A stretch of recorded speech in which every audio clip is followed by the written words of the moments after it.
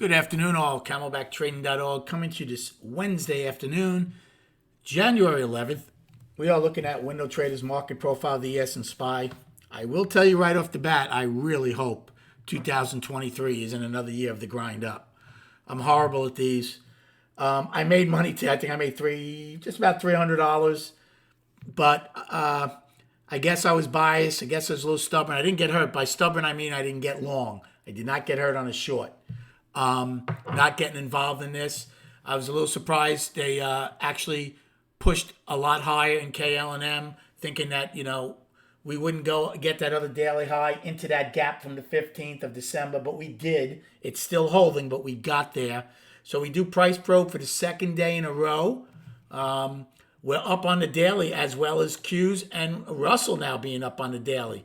Q's price probe. Russell also price probes. And they were 10 for 10 wide at one point. So they price probe 10 wide, afternoon pullback in H. Same with Q's. Now, we technically only took out G's low by a tick, but I'm going to use it as a pullback in both ES and SPY. Volume was horrible, only in the low 60s. The last 2 days have been the lightest volume so far of the early year. Today will probably be one of them.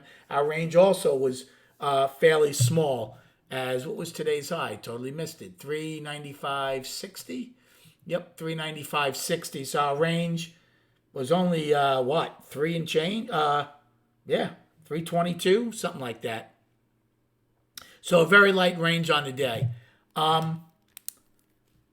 As far as my trading goes, so in C period, and don't forget, we held the gap.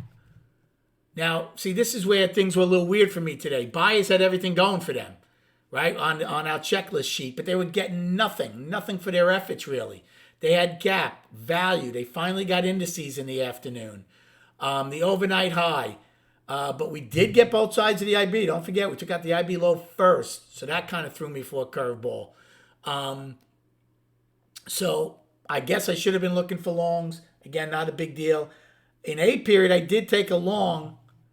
And I'm not in A, I'm sorry. I did nothing in A or B.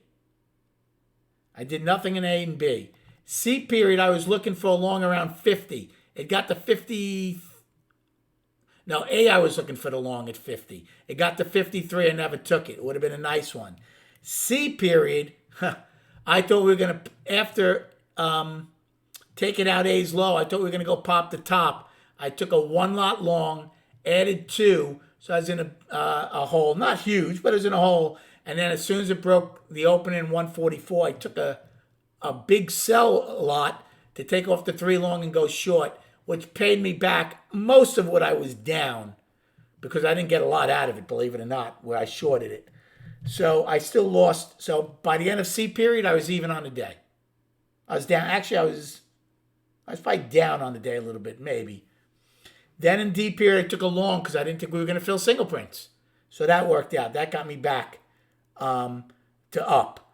E period, I shorted it because there's no tempo. It was a good short. Should have done it more than once. Should have done it with bigger size. F period, I shorted it because I didn't expect single prints. That worked. And then J period, I took a winning trade to a losing trade. I'm like, I don't think they're going to, we're not holding the trend at all. I think we get back. I think the odds of getting a 9 wide POC are very good if we can take out eyes low and get below the 144. So I shorted it. Well, I was immediately in the money by 3 points. I took one off. I'm like, there's no way we're not going to get this. Well, guess what? We didn't. And I ended up taking the other 2 off for a loss of 2 points. So I ended up losing money on the trade. So from a $450 gain to a $150 loss. Now, that's not a big deal, but it is a $600 turnaround, especially on a day that the P&L was light to begin with. So net, I made about $300. Not a big deal. What bothers me more is not getting involved on the grind up and kind of not seeing that that's what they really, really wanted to do. But you're not going to see it clear every day. I wish I could. As far as destinations, so upside. Now look at these destinations. Remember with the CPI tomorrow morning. We have today's high of 395.60 in SPY, filling the gap at 396.31. 71 points it's down to. You know what's above that? Nothing. 404.08 was 9 wide from December 14th and 405.50 was the daily high. Okay? And then single prints, 406.17 to 407.40. So if the market continues the way it's going, which is up, we can get one hell of a push to the upside if we fill the gap.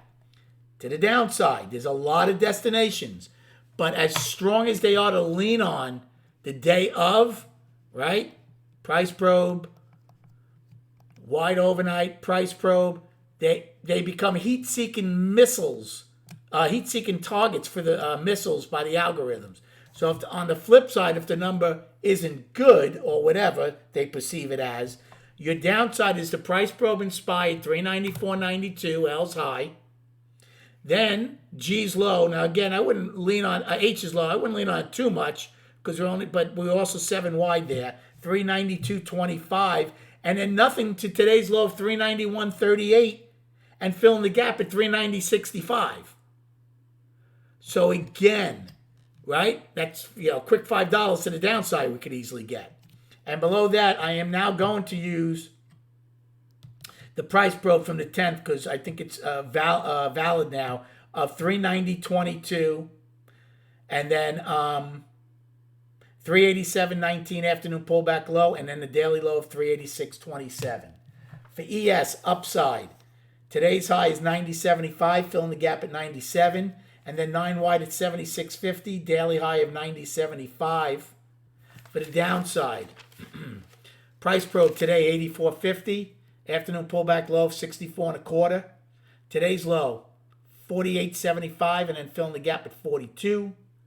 Overnight 18 wide pocket 42.50, price probe of 37.50. So you have a lot of destinations on both sides of the market in case this thing gets, pretty interesting tomorrow. Now, we are clearly up in the weekly. That will not stop unless we take out last week's low. And the daily, I am calling it up. Right? We had a huge balance. Came out of balance up. I called the 6th up. So the 6th and 7th, we went up. Yes, they put us back into balance. Back up. Right? Markets don't go bull bear or bear bull. So we went balance, bull, balance, back to bull. Look what's looming right above us. 200-day moving average is 397.82. $2.30 above us. We're actually $5.50 above the 50 now. We're $10 above the 20, which we traded through 4 days ago. So, again, these things can get hit very easily. I mean, it could be, like I said, it's going to be, you could be hitting a golf ball inside a racquetball court. This market could be very interesting tomorrow. We're below the 200. We're right above, we're above the 50 and the 20. I would expect some massive volatility tomorrow after this stupid number comes out. So we'll see if they get to visual areas to take a trade early, or will we wait to see if we get a firm conviction of which way the market wants to go for the whole day tomorrow. Thanks for the likes and subscribing. Enjoy your evening, and we'll speak prior to the opening tomorrow.